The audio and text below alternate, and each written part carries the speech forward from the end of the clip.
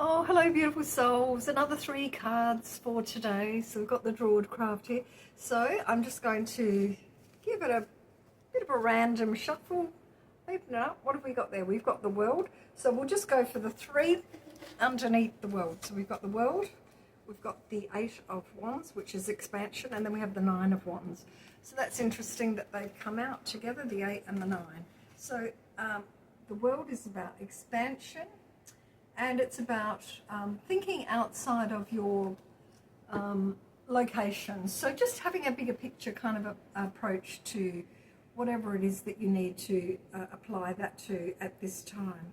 So the world is the end of the cycle as well in the tarot, and then we return back to the Fool, which is the beginning. And that's 0.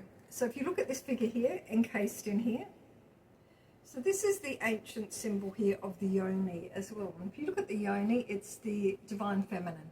So that's the portal between the worlds, the portal of the souls coming in from the spiritual dimension into the physical dimension.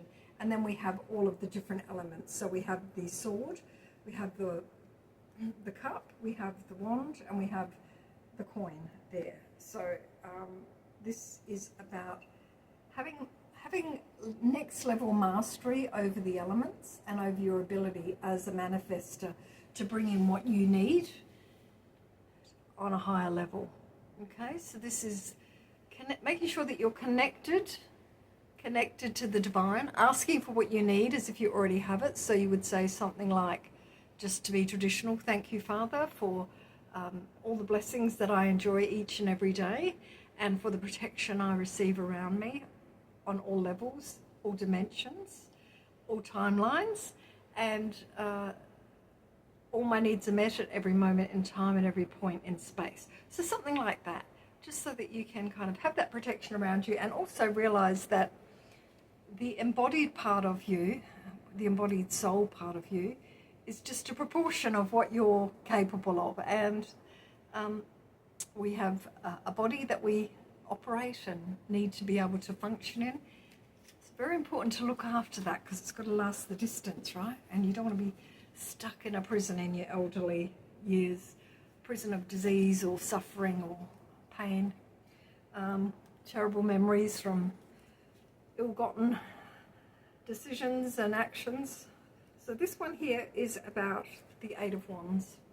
So this is about expansion. It's about being ready to move on to another level. So with the world there, we would go, okay, perhaps this is even someone who's thinking about relocating overseas, someone who wants to go further, go beyond where they're at the moment. So a card of expansion. And then we have 9 of Wands. This is about protection. As you can see, the figure is guarded. The 8 Wands guard the figure, and then the 9th one he has there as a wand, or you can think of it as a magic wand if you like, but it's someone who is needing to protect themselves. So always good to put your protection on. If you struggle with protection, if you struggle with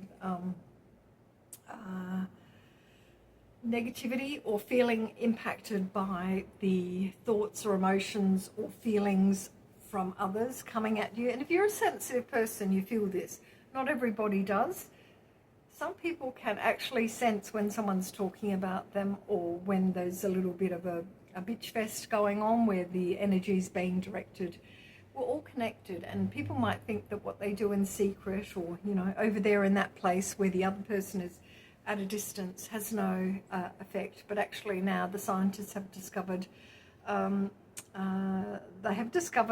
that what happens to an electron in one part of the universe impacts on an electron in the other part of the universe. And so we send out love and light.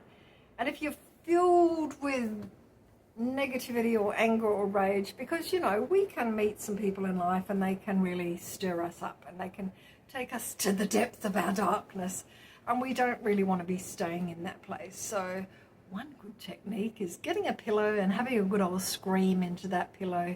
I remember one time I had a lot going on in my life, And so I got a mat and I popped it over the hills hoist out in the backyard, and I got a broomstick. And I was out there smashing the mat with this broomstick just to let out some steam, and letting out a few gasps and screams and stuff as I hit the broomstick. And of course the neighbour decided to peer over the fence to see what I was doing. So just be aware that these days you might be filmed.